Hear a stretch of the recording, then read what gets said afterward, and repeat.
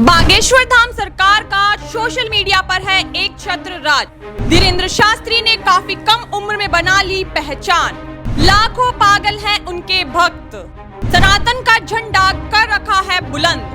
हजारों लोगों की अब तक करवा चुके हैं घर वापसी। बीजेपी ने बाबा बागेश्वर के पटना आगमन को लेकर बिहार की राजधानी पटना में जगह जगह बाबा के स्वागत में पोस्टर लगाए हैं।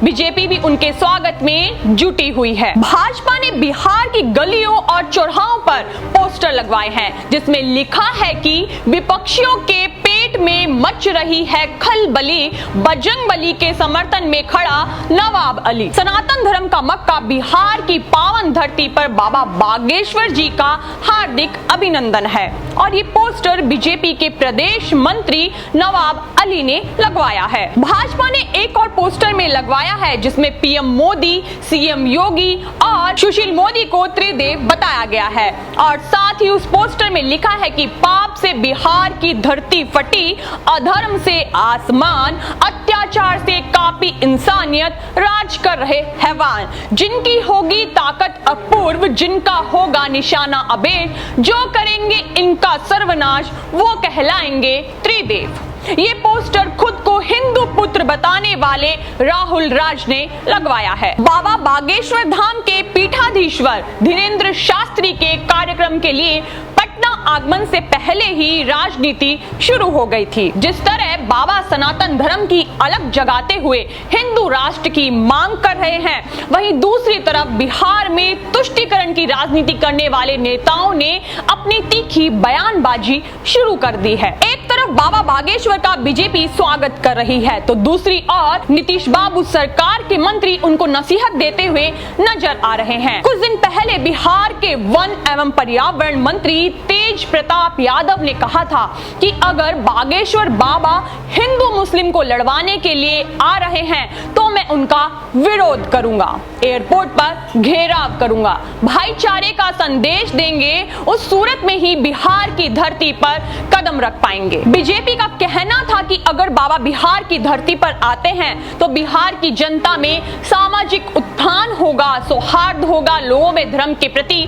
जागरूकता बढ़ेगी। लेकिन आरजेडी को ना तो धर्म से कोई मतलब है ना तो सामाजिक सौहार्द से। इन लोगों को तो घोटालेबाजों, माफियाओं, अपराधियों और हत्यारों से ज्यादा लगाव है, बाबाओं से नहीं, जो कि देश में शांति और प्रेम का संदेश लोगों को देते हैं। तेज प्रताप यादव हमेशा से बीजेपी पर हमलावर रहे हैं और यहाँ तक कहा कि तेजस्वी तेज प्रताप आए तो बिहार में बीजेपी का सफाया हो गया। लालू यादव बिहार आएंगे तो केंद्र की बीजेपी सरकार का सफाया हो जाएगा, ये मेरी भविष्यवाणी है। वहीं भ्रष्टाचार के मुद्दे पर बीजेपी के आरोप पर उन्होंने कहा कि भ्रष्टाचारियों का कैप्टन नरेंद्र मोदी और अमित शाह हैं। तेज प्रताप यादव के बाद आरजेडी पार्टी के प्रदेश अध्यक्ष जगदानंद सिंह ने धीरेन्द्र शास्त्री पर निशाना साधते हुए कहा कि जिसका मन करता है वही बाबा बन जाता है और फिर जेल चला जाता है। उन्होंने ये भी कहा कि बाबा को जेल में रहने की जरूरत है, ये तो वक्त ही बताएगा कि कौन जेल जाता है। ये सब कहने से पहले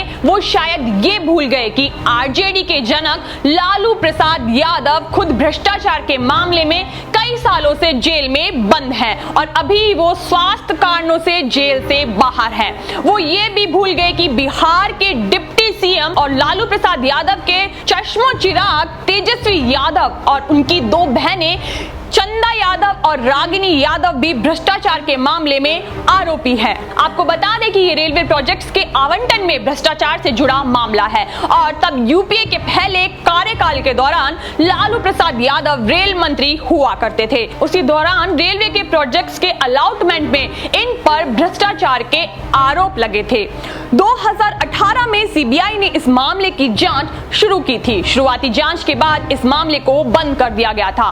इस भ्रष्टाचार के केस को एक बार फिर से ओपन कर दिया गया है और अगर जांच में वो आरोपी सिद्ध हो जाते हैं तो उनका नया ठिकाना सलाखों के पीछे हो सकता है। बाबा को जेल भेजने वालों को ये अच्छे से सोचना चाहिए कि जिनके खुद के घर शीशे के होते हैं वो दूसरों के ऊपर पत्थर नहीं फेंका करते। कुल मिलाकर कहने वाली बात ये है कि जो बाबा बागेश्वर धाम सरकार परिवार को जेल भेजने के सपने देख रहे हैं वो कहीं खुद ही ना जेल चले जाएं। ये तो भविष्य के गर्त में है कि कौन जेल जाता है, लेकिन आरजेडी के नेता जगदानंद को बड़े बोल नहीं बोलने चाहिए कि बाबा को जेल भेज देना चाहिए, क्योंकि वक्त का पहिया अगर उनके नेता तेजस्वी प्रताप की तरफ घूम गया तो उनका नया पता यकीनन जेल हो सकता है। इन सभी पे आपके क्या विचार है हमें कमेंट बॉक्स में जरूर बताइए।